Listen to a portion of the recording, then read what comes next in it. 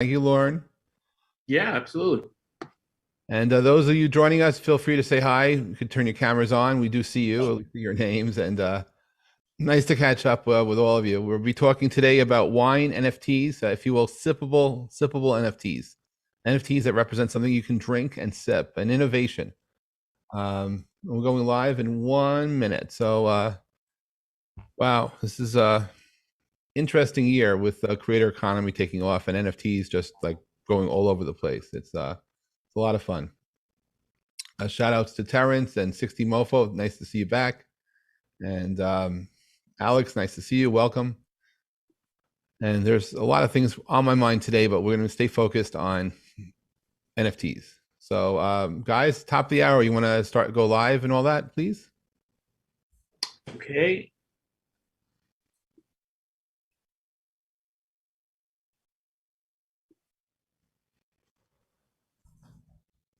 Lauren, you got it? You're Hi, up. it's Culver, and welcome to another edition of the Creator Economy. Thanks for tuning in. Thanks for watching us. Thanks for being part of our community. Today's show is kind of special. Last week, I started talking about NFTs and shared some insights about my own experiences. And I'm absolutely thrilled to bring forward two friends of mine who are really living in the NFT right now. My friend Jacob near David and Adam from both of them are in the, not only are they in the creative NFT space, Jacob has an NFT which you could sip literally, which is kind of crazy in an amazing way. For those of you not familiar with NFTs and think it's just initials for something, well, for most people, actually it is. But it does stand for non-fungible token. And if you would like to have a discussion of fungible versus non-fungible, we could talk about that because but we've had those conversations before. But Jacob is joining us from Northern Israel, and Adam is joining us from somewhere in New York City. And I'm just live from somewhere on the East Coast, and it's a thrill to be here. Now, I'm going to kick off the show first with Jacob. First, welcome. It's Thank you. Been a fun ride to watch the evolution of what's happening. So, for people not familiar with your current work with the winery and the related stuff, could you share a little bit about what your inspiration was to go the NFT route? Sure. I mean, it's interesting because we were articulating the concept of NFT, and I actually used the total expression non-fungible token before it became an acronym as a way to democratize and really simplify the buying and trading of wine, particularly high-end wine. You can think of it very much similar to art, right? Where you have every piece of art is unique, or if you have a series of prints, right? There'll be a limited series of prints, and so similarly in the wine world, we were thinking of ways where we can make it easy for people to trade wine, because people like to trade wine, both as real collectors, but sometimes also as investors. Wine has actually been a very resilient asset class. And so we were thinking of all these different ways. And then we got going and we got bogged down in actually selling wine because people have to buy your actual business took over the reality. So we actually had to sell wine. But the platform that we did that from is called Vincent, Vincent. And we onboarded over 100 wineries from France, Italy, Spain. We've shipped physical wine to over 12 countries, the biggest market being in the US. But we never forgot this concept of tokenizing wine. And Adam, who you'll all hear from in a minute, has been an advisor to Vincent almost from the beginning. And he started talking to me more and more about the NFT world, which he had gotten very involved in. And it sort of all came together that now people have gotten used to this concept of a digital object which can live on its own and can be easily bought, sold, collected, traded, but that sometimes these digital objects can also represent physical objects. And you can have a coupling or a twinning between them.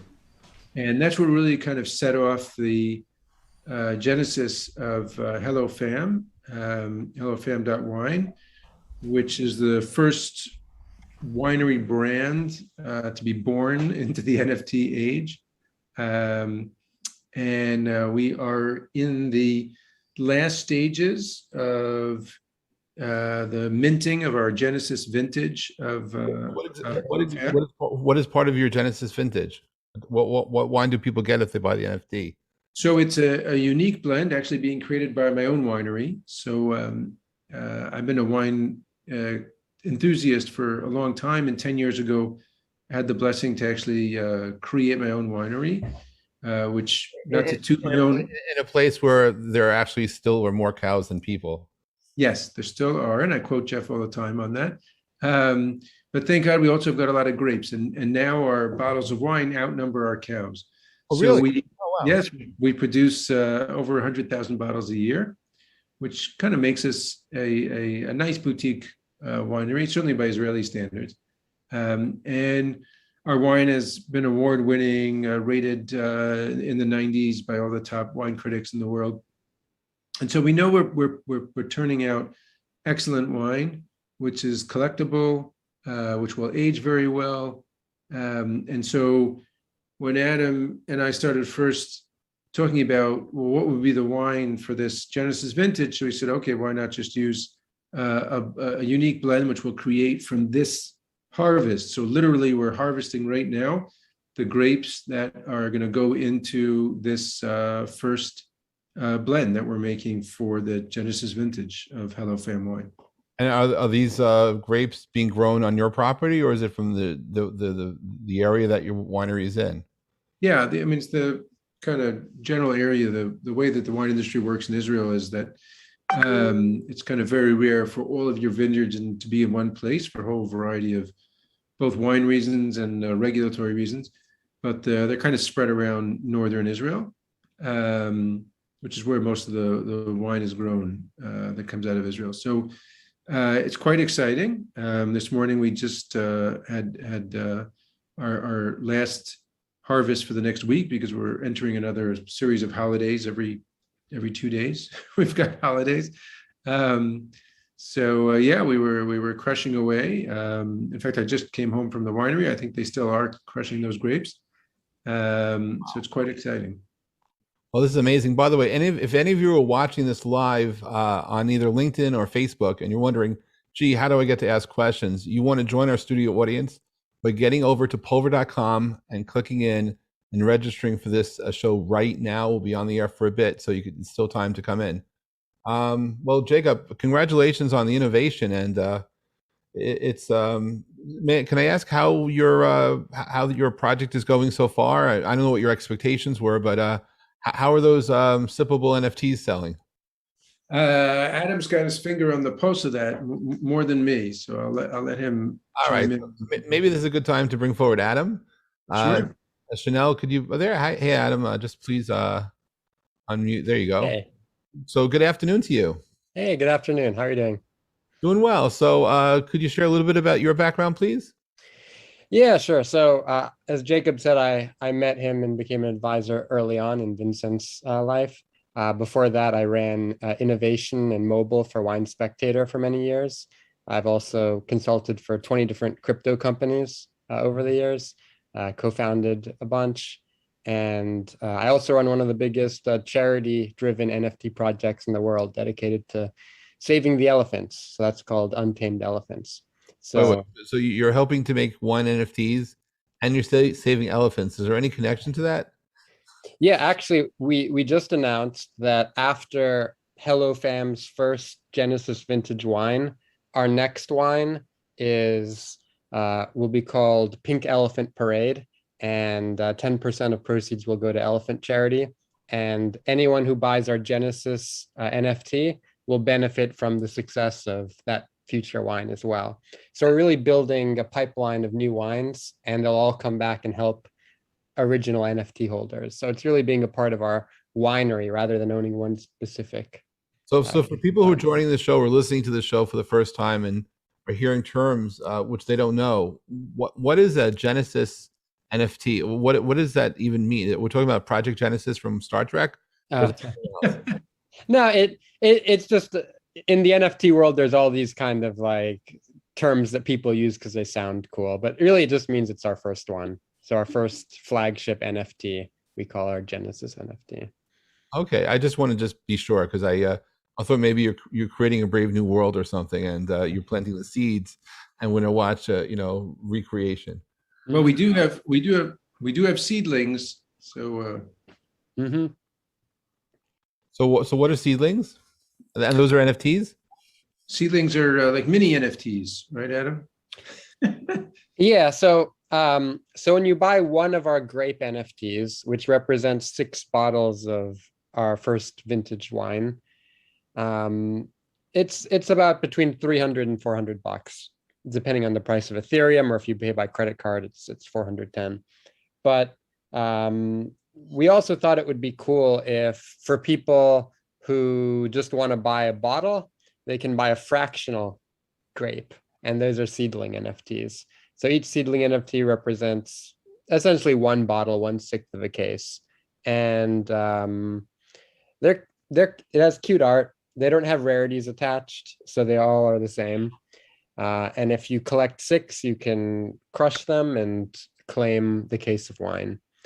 So that's another interesting mechanic with our NFT, is that the wine is stored forever somewhere else and insured and temperature controlled.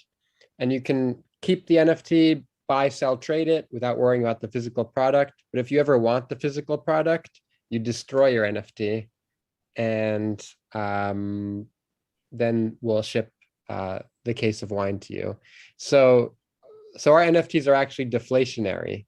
As people claim it, they become more rare. So we actually recommend never claiming it, because I think the value will hold and grow over time. But if somebody was being practical and they wanted to participate, support the winery, support the vineyards, if they were to buy the wine NFT right now, when's the earliest time the vintage is going to be available for shipping?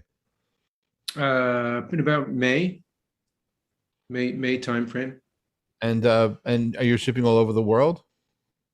We plan to ship all over the world. The realities of a physical product is that shipping costs greatly vary, and then different countries have different tax customs. The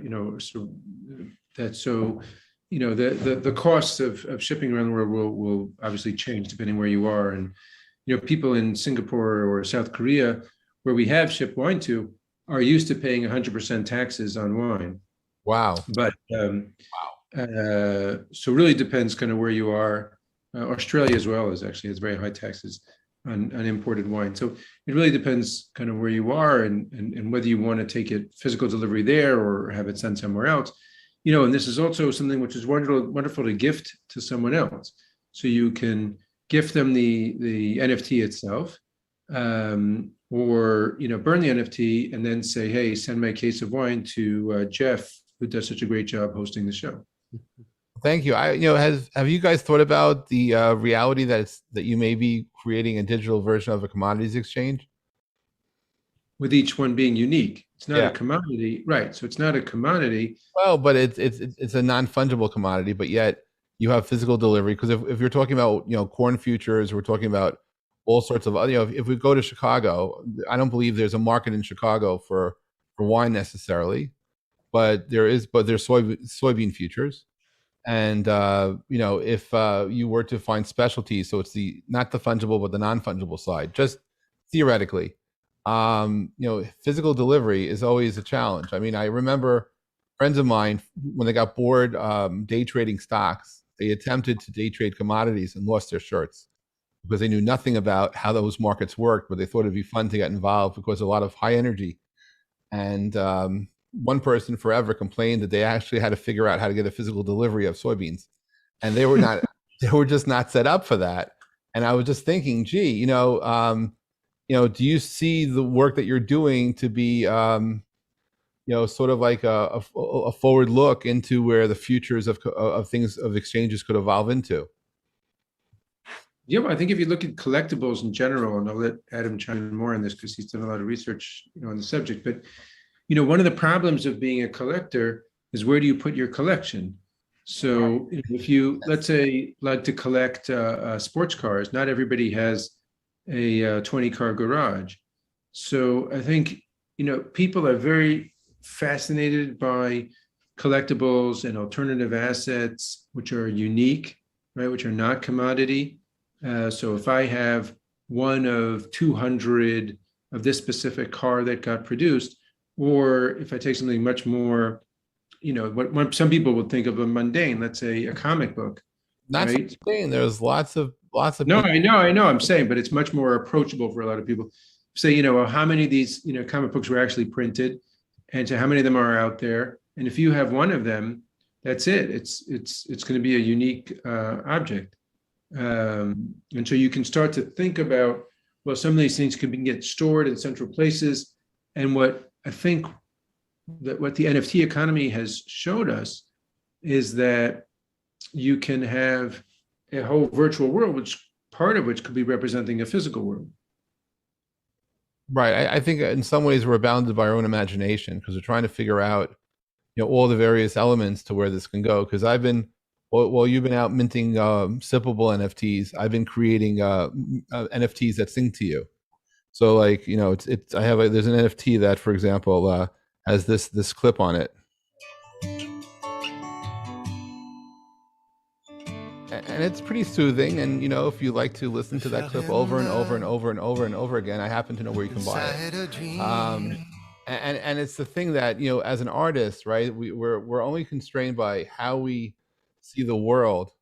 The world may or may not catch up with our vision, but being able to take a technology and then apply creativity to it is why I kind of think that we're in this brand new world of being able to mix art and science and do things we never really imagined before. And it may be, maybe the advent of the NFTs being in the spotlight to create it, but there's many artists who've gone through their lives never being noticed.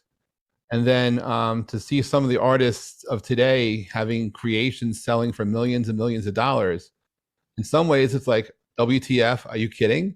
On the other hand, it's like congratulations, Kol Kavod, they did amazing things. And if that's, and that's not noise, that's actually, there are a lot of folks who are getting notoriety from photography, from all sorts of arts for doing that. And so, in many ways, I do believe, we're on the verge of new things, and it, takes someone to pioneer, takes some people to do it first, others to then maybe evolve it.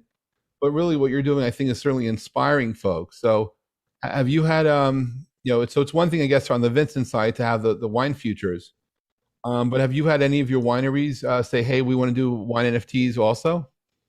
Yeah, we've had people approach us already. Look, we've only been public with this for a couple of weeks. Really? Oh my goodness! We put this together pretty quickly. I think Adam came to me probably I don't know 2 months ago, and we said let's see if we can get this up and running by the end of August, which we did. And the minting period is only for 2 weeks, and today is the last day. So not to put any pressure on people, but if you are interested. So what is the URL? I know Chanel's been sharing it in the link, but it's hello. What is this the URL for people who are curious about the one NFT? Yeah, hellofam.wine, HELLOFAM.wine. And we're the only NFT project that accepts credit cards. So having Vincent's infrastructure lets us actually. Otherwise, you have to get Ethereum, you have to put it to a MetaMask account, you have to mint and pay gas, etc. But with us, you can buy with credit card. And does Hello Fam have any significance as far as a brand name? In the NFT world, it's all chat room driven. All the NFT investors and collectors hang out in these chat rooms all day. And the first thing they say when they come to the chat room is, hello fam, hey fam, hi fam, how are you? So it's short for family. So that's how tight-knit these NFT communities can be. And now I didn't even tell Adam this, but I was in a conversation with somebody yesterday who bridged the Hello Fam in a way which I wasn't even thinking, which she said, who would really be interested in this in terms of particularly wine and collectible wine, family offices. So I guess that's why you called it Hello Fam, because it's the connection to family offices who would look to this as an alternative investment strategy. But I think taking from something what she said, and what I was mentioning before in terms of democratizing, I think even the fact that we put these, seedlings out, which was, we want everybody to be able to touch what we're doing. So even if you only want, even if you can only afford right now a seedling, and well, maybe you could collect a few more seedlings along the way, and at some point you could have 6, and then you could, as Adam explained before, you could trade the 6 in for the case of wine. And I think, what Adam was talking about in terms of rarities, again, just for people who aren't familiar with the way a lot of these NFT art ventures have worked, is that you get, every person who gets a full grape is getting a unique grape. So no 2 grapes will look alike, which is the same thing as in the real world. No 2 grapes are alike, or the physical world. I don't want to say the real world. I don't want to insult anybody in the virtual world. In the physical world, no 2 grapes are alike. So, and no 2 bottles of wine, by the way, are ever alike. But if you look at these grapes, we commissioned an artist, and a very experienced digital artist, and she created the basic components for these grapes, and then we're running off up to 10,000 of these unique grapes. So each grape will be a rare, grape of its own. And So Jacob didn't know the numbers. So Adam, how is the current sale going? good. Let me check right now. Oh, real time update. Wow. Real time. Yeah, we're Jeff, at like back from the 650 days of how many We're at minutes? 657. The early days of Vine. How many minutes of use of VoIP do you really have? Let's find out. Yeah, we're at 657. 656. 657. Okay, Yeah, very good. That's actually wow. I mean, totally congratulations. So this is in 2 weeks' time. You've sold, and so that's like almost there was 3,000 bottles of wine. 3,000 bottles of wine. Yeah. Amazing. And something that Adam said, which was quite powerful, which is that, and you said this when we had 250 cases. Now, now we have 650 cases. But when you think about a new wine being released, that within 2 weeks manages to sell 3,000 bottles, that's a pretty big accomplishment in the wine world. And we're not talking about cheap wine. So I think for the wine world, it'll create a lot of buzz when we kind of release all the final numbers and everything. And obviously it's all public. Everyone can see it. It's all transparent. That's the great thing about blockchain. And then as they trade, people will all be able to track that and see that as well. So there's nothing hidden. And Adam, so what was your relationship at Wine Spectator magazine? Yeah, so I was brought on to help them get into mobile.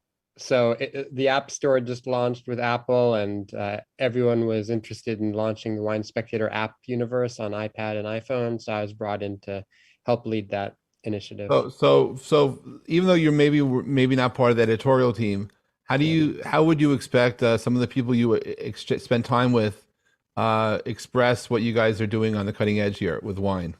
Yeah, well, not just with wine. I think of all NFT projects, we have the most first-time NFT buyers, because a lot of people who don't understand NFTs, they're like, okay, I get a digital picture. I don't know what that means. We'll get, oh, wow, this picture can be traded for a case of wine. It could be it could be bought and sold. So, so there's an aha moment with us. I think we've been onboarding a lot of people in the NFTs for the first time. A lot of people are buying them for their parents or as gifts, and us accepting credit cards is kind of a game changer, because we make it kind of white glove, where we actually mint it for you and send it to you. I think that's truly amazing. on my side of the world over here, I've been playing with NFTs both to create and to play. So I'm hosting a conference with my friends, Monty and Amy, who we do Ask the Oracles with on Mondays. And we're doing, over the last week of October, we're doing a Ask the Oracles weekend. And so we're actually selling as 2 ways to register, one via Eventbrite, one by buying an NFT. And it's going to be an interesting test to see who goes with what methodology to buy into it. And I figured it's a fun souvenir. I'd even laminate those NFTs so it look like conference badges to just get people into the spirit of it. But wow. And are your I also wanted to throw in something, Jeff, that you inspired some of our thinking around this, which is that, that you can pack a lot into a digital experience, right? It doesn't only have to be a static picture. So, for example, there's a lot of content that wine enthusiasts and people who are becoming wine enthusiasts, that's what I would call it, are fascinated by. So, for example, we've been sharing in the Discord of, which is a chat room platform that a lot of NFT projects use. We've been sharing some winemaking experiences, videos, pictures, and so on. And that content is wonderful for people. But what we've been thinking about, especially is, you introduced the concept to me of the singing NFT, which is that, you could have in the NFT itself could be being updated with what's going on with that wine that's being developed, whether it be video or additional pictures and so on. So there's a lot you can do with this digital object, which you never could do before, where if somebody had bought, for example, a wine future, what would they have? They'd have a piece of paper in their drawer that said, that they're supposed to get a case of wine. But that's about it. And so what we're so where we're at, right, is you're actually, if you will, taking wine futures, which is a past idea, and you're redefining what they can be, in the sense of having a deliverable that has lots of more information to it, and ultimately results in this case with something you can taste. And it just, for people, it's one thing to trade commodities or non-commodities, but it's another thing to actually take your passions and merge the worlds. In this particular case of, I still can't figure out why it's called Web 3.0. I think we're all old enough for it to be at least Web 4.0. But I'll just accept the Web 3.0 since that's where the mind space is at. But being able to do things like this and to empower tools that enable us to be on that cutting edge kind of helps us redefine where the future goes. And that's sort of where I kind of like get super excited, because this has not been there, done that. This is not same old, same old. This is new. And if and the really wonderful part of this is that if you have a dream and if you have vision and have the ability to execute, it doesn't matter necessarily where you are in the world. The markets are global, and you can actually make this stuff happen. And these are one of the principles that super excited me about the internet back in 1995. It may have taken all these years for it to happen, but I believe it's happening all over the place. And this is a wonderful example of it, because Jacob is not necessarily in a big city. Adam is, but he could be anywhere. But the two of you work together, and one of you is helping to save elephants, and together you're helping to save the wine industry and move that into the next decade of where things go. So it's pretty cool. I have to believe that if the editorial team of Wine Spectator magazine appreciated the magic of what's happening here, it's a front cover story that will help shift the thinking. Yeah, I think you definitely will see, whether it's about us or people that follow us. I mean, no good ideas stand on their own, so I'm sure there'll be a lot of copycats. As long as they spell your name right, it doesn't matter, right? Yeah, I'm okay. But we had a nice article in Forbes last week, which talked about how NFTs are coming to the wine world, and then it really focused on what we're doing in an interview with us. So I think that's just kind of the first drop in the ocean, and I think of coverage that you'll see both in mainstream media, wine media, and then in obviously across the interwebs, across the metaverse, and I think very much the same way. Interestingly enough, if you look at the work that Adam's doing with the Untamed Elephants community, where it's people who care about actual elephants, meaning they're not just trading pictures of elephants, which are actually pretty cool pictures. But from the get-go, the idea was, hey, we actually care about elephants. And so we're going to be contributing money and resources and awareness through this project towards saving elephants. And I think similarly, when we look at the wine world, I wouldn't call the wine world in need of saving in the way that elephants are, but I think the wine world definitely has a need of updating. So I think I like what you said in terms of bringing the wine world into the 21st century. So yeah. I mean, look, I'm sure there's certain purists who would like to keep it the way it was in the 18th century, and I understand that. But one of the guests on the show has been Carol Baskin, who has an NFT to save the big cats, and so I appreciate using NFTs for charity and for awareness and for all sorts of social good reasons, and I believe that as we go forward in time, they will be used by more and more people as they start to wrap their hands over, gee, it's not just a word, but there's a way to actually make these things happen. I would like to go to Chanel and see if there are any questions from our audience who have been patiently waiting as we've been talking, see if they have any specific questions about wine NFTs or the work of Adam and Jacob. So Chanel, is there anyone who has questions? No, but this is a great opportunity to solicit questions. So if there are folks in our Zoom audience that do have questions for either of our guests or for Jeff, we're going to request that you use the raise hand feature in Zoom. It's under reactions because, of course, we are now broadcasting this interview and this show to other platforms. And so this allows us to spotlight you so folks on these other platforms can both see and hear you. And so if you want to get in the queue, it's wide open now to start asking your questions. But if I can take the opportunity, I'm really curious about this elephant NFT work, Adam. I think elephants are just majestic creatures in and of itself, and of course they are an endangered species. Why is it that you wanted to raise awareness and bring awareness to elephants, and what do you hope to achieve by doing so? What's the goal of the raising of the funds that you're doing via NFTs and community? Yeah. So Untamed Elephants is unique in a few ways in the NFT world. Like one, there's the financial incentive to buy the NFTs, but really when I asked so many people in our community, why did you join the elephants? They said because they love elephants and they want to help elephants. And so one, we have a charity mindset. So that's kind of a unique community driver. Two, right now, elephants are in trouble. I've spoken to a lot of conservationists that are struggling because of COVID due to fundraising concerns. So we're actually talking to one organization right now that can't do any live fundraising events. So they're going to be working with us to do virtual fundraising events. And if you hold an elephant NFT, you can participate in those. So it's kind of like having a club membership. And that's the same thing we're doing with Hello Fam. If you own a Grape Fam NFT, you're not only owning the case of wine, you can participate in holder events, like whether Jacob and I do in-person wine tasting or virtual wine tastings, or background on how the winemaking process goes to. And we also do a lot of giveaways too.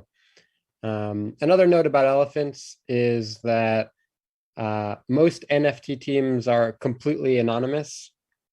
And for Hello Fam and elephants, we're actually people you can jump on a Zoom call with and help. And that also helps open up a lot of doors with working with other companies and organizations, and also with nonprofits in the elephant world. A lot of NFTs today are animal driven. You'll see like 10,000 different ones. You'll see a koala one, you'll see a lion one, etc. And they have like charity as like the 10th marketing bullet point that they'll just donate one time. But Untamed Elephants is different because that's our marketing bullet point number one. That's our whole purpose for being. We're here to help elephants first and to use NFTs in community second. Thank you. I really appreciate that. And that looks like it's got the ball rolling. We've got Jason who'd like to ask a question. Jason, go ahead. Yeah, can you guys hear me okay? Yes. Yeah. Excellent. So I'm kind of a newbie into this whole world, but I've been doing a little bit of homework and research and digging, and I know that there are other wine NFT projects that are out there, including one from Yao Ming who released a limited bottle of the Chop. And so I'm wondering if you could speak to the difference between this project and some of the other wine NFTs that may have come out maybe a few months prior to this one, or maybe there are no differences. There are a few differences. One, particularly the one you referred to, and this, I can refer everybody to this Forbes article. I'll try to post the link in a moment, which covers some of them. But some of the ones that have come out over the past couple of months have been very limited in scope. For example, the Angelus Winery put out one NFT. There was just one for sale, which represented a barrel rather of Angelus wine. Plus, it came with a few other perks. And the Yao Min one was I think the beginning of going in a good direction, but still was very limited in scope.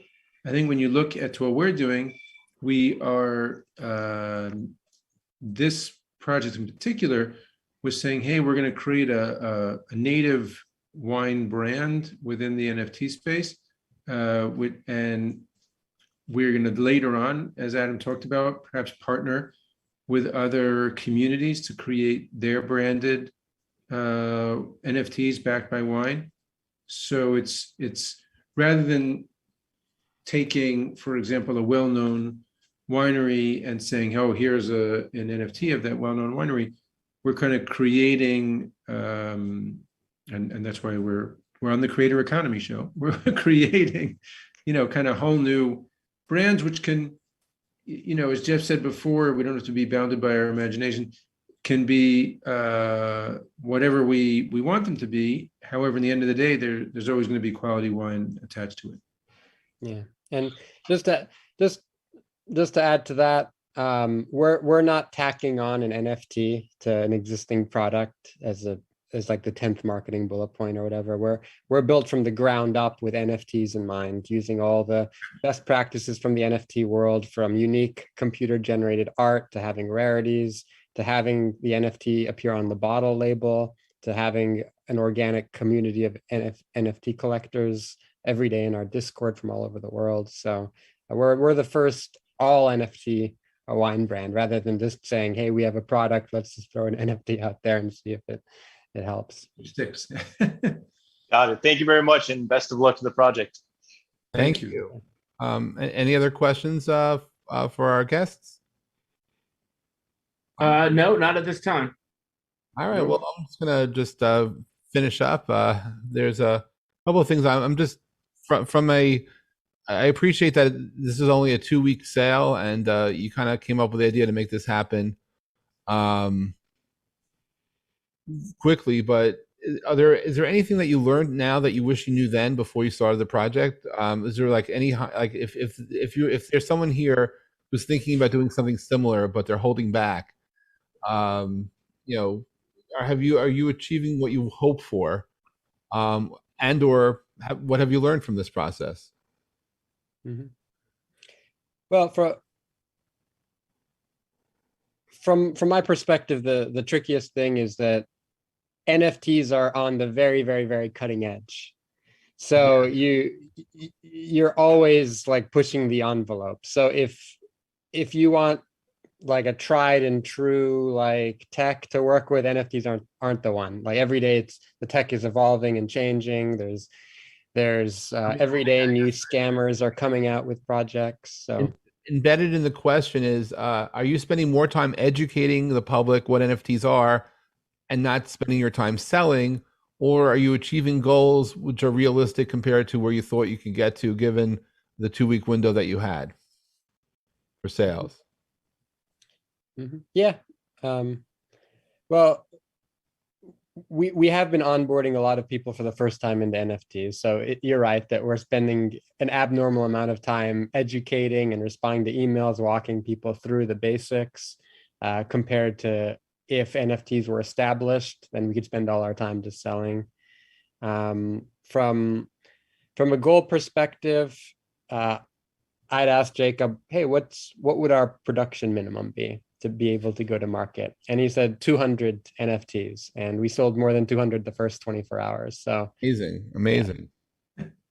Yeah, and I think just going on that, Jeff, I think what we learned is that we're bringing together, just riffing on what Adam was saying, we're bringing together such different communities, right? I think we would have had an easier time had we sold only the art of grapes, you know, because in the NFT community, that would have been like easier for them to understand, right? We're And for introducing some this. people, that might have just been enough. Like you say, Dayenu, like that's Sure, yeah. that's enough. Yeah, they would. And I think by introducing this concept of, well, you've got something real or physical, sorry, I keep using the real word, something physical. Just reminds me, by the way, there's some friends of ours who run a weekly wine show, and they were doing canned wine. And one of them kept saying, this is real wine. This is real wine in cans. You know, and the other one said, yeah, we get it. We get it. It's real wine.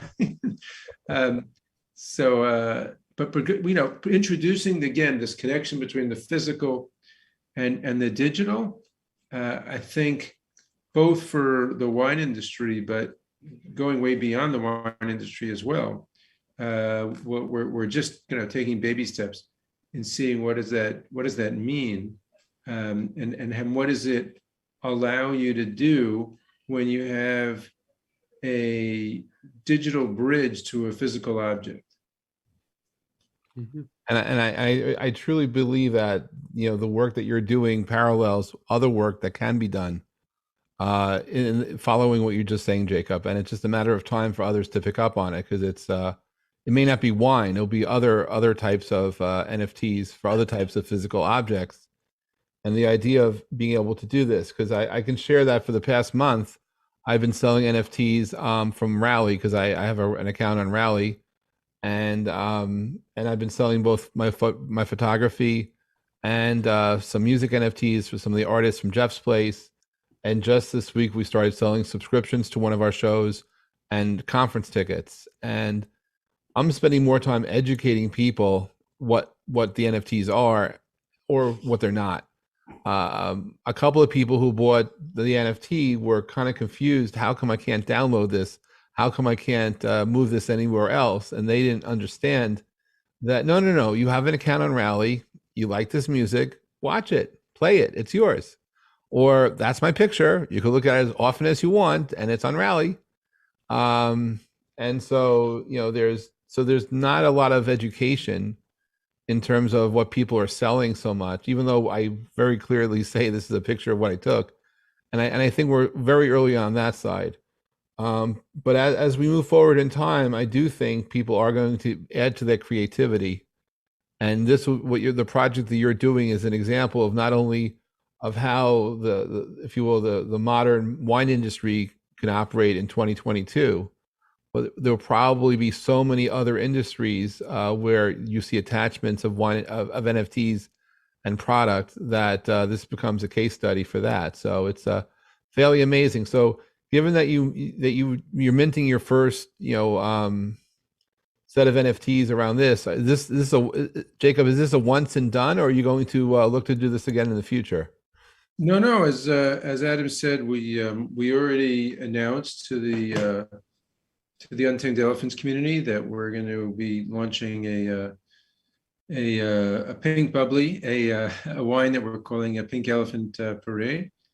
For those people who get the Dumbo reference. Well, I wasn't aware. I knew that he was doing it. I didn't know that you were associated with that. I didn't get that part. Yeah. We're doing this together. We're doing Hello Fam together. Yep. And as I said, I think we will, Hello Fam is focused on wine, but I think we will see lots of other. Again, I'm happy for there to be copycats, both within the wine industry, but connecting other physical collectibles to NFTs. And I think we'll see a lot of others come along. Hello Fam is focused on wine, and we'll be coming out with other wine NFTs, both partnering with existing communities and other new vintages. So we'll see.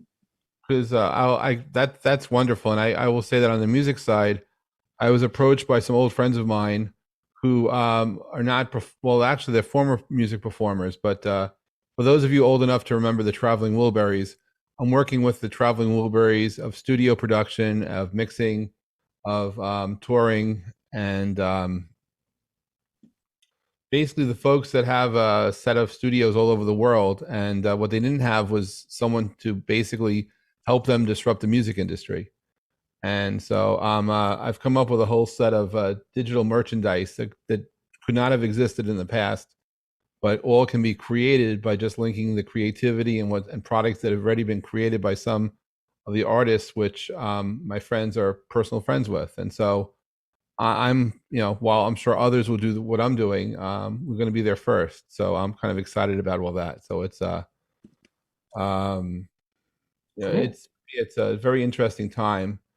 Yes, when you look at opportunities to reinvent, rediscover, and renew, it's fairly amazing. So I'm just processing the opportunity to go back into music, and in some ways do to music what you guys are doing to wine, but in a good way, with a smile. So I'm going to end the show quickly. Chanel, any final questions from the group, or we're just going to end it? Chanel, you're muted, I think. Yeah, we do. King is up. I'm gonna unmute him and spotlight him. Hello, King. King, as soon as you're unmuted, Hello. go ahead. Hello. There Hi. you are. I like this project. I just started NFTs 30 days ago, and I found it really easy to purchase. Also, I noticed how you have the deflationary mechanics where you can delete an NFT for a case of wine. Mhm. I have noticed some NFT projects have where you can combine NFTs, which will then delete two NFTs. So I was wondering in the future if there will be like more mechanics with your NFTs to make the product more scarce. The most deflationary one is the seedlings, because you have to burn 6 of them. And what's funny is not many people have been minting seedlings compared to the full cases. So actually seedlings are like our rarest NFTs right now. So some people have been telling me they've been buying seedlings in anticipation that they'll be, relatively rare. But from a utility perspective, it's the grape is our flagship NFT. There's some other mechanics. For example, if you get a golden grape NFT, your wine is stored in Magnum bottles with a special label, and you get free wine that our winery makes. So people aren't really going, I don't anticipate people really selling those. They'll probably just be locked up forever. Same with our signature grapes, which if you get a signature grape, our rarest grape, your grape will actually be on the label of every bottle. And again, I don't think people will really be like flipping those too often. So we have some mechanics to incentivize holding, and we have the burn to claim. And our supply, if things continue on our trajectory for this first, is going to be equivalent to like the most elite art blocks drops, where anything under 1,000 supply or around 1,000 supply is considered extremely like rare in the NFT world. So every holder should benefit from that rarity, especially as we create new wines and bring back benefits to the original holders. Yeah, thank you. Thank you, King. Wow. Okay. So guys, want to thank both of you for being a guest on the show today. Before we wrap up officially, any closing words? I think, for me, in terms of the creator economy, I always say, making wine is the patient, passionate pursuit of profit. Because if you're missing one of those, you'll probably burn out. And I think the NFT economy as a whole, as part of the creator economy, has to be an economy. Like we have to figure out how the creators benefit and so on. And I think in some ways that's already built in some of the initial thoughts of, for example, when NFTs trade, you can program them so that the original creator continues to benefit, some percentage of the ongoing trading. And that's quite, unique and fascinating, because if you look at your average very high-end winery, to use a paradoxical term, right? They sell a wine and then they don't really benefit in any direct way if that wine really kind of trades up in over time, or the ongoing trading and so on. And so they don't even really care that much in a direct way. I think here now you have a vested interest in creators continuing to care and continuing to speak to the community. And so, if somebody is, for example, bought one of our Genesis vintage grapes in 3 years from now, I'll care about them because we benefited from that as well. And Adam, any closing comments? Yeah, I'll say that on a macro level, NFTs are one of the first ways that artists can make money. I ran an art community for many years, and the biggest challenge I had for our artists in the community was getting them paid. Like even big companies who sponsored like contests and things, they might give the winning artist $100 gift card to somewhere. But with NFTs, suddenly artists can get paid for the first time. So on a big picture level, I think that's a really exciting thing. In terms of our project, a takeaway is that, as I tell all our investors and buyers, if the NFT market continues to climb, you have a beautiful generative piece of art from a project doing something new for the first time. So it should capture that growth. If the NFT market collapses, your downside is a case of delicious, like luxury, rare wine. So I think that we're the best first project for anyone interested in getting into the NFT world. And yes, so look, there is that hype associated with what you're doing, and not that you're hyping what you're doing, but there is but Jacob and I know about hype cycles for voice over IP. We know what it's like to be there when it's cool, when it's not cool, when it's very cool, when no one wants to talk to you. So, but as long as what you're working on has that merit to it, I think it goes a long way. And really, congratulations on also using your project, Adam, to save elephants. I think the whole idea of being able to do social good by mixing the passion you have with the art is, that sort of helps set examples for many others who will in the future look to follow that path. And so, so congratulations. I just saw a message from somebody from B. Campbell about for U.S. undergrads, and that they could be underage. Well, one of the things you could say is obviously that you don't get your wine delivered to you're at least 21. In the U.S., you actually can't deliver wine to someone's house without an adult signature, meaning an over 21-year-old signing for the wine. So you don't have to worry about that. Wow. Well, guys, thank you for tuning in. Chanel, thanks for producing. Lauren, wherever you may be, thanks for helping make this happen. It's nice to see everybody join us today. We'll be back next week on the Creator Economy. We have more NFT conversations taking place, and if this works, I'm going to give hats off to our two guests. Thank you.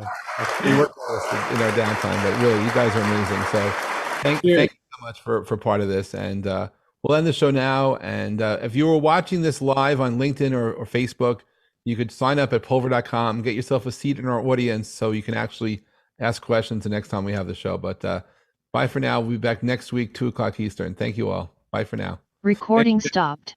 Talk to you later.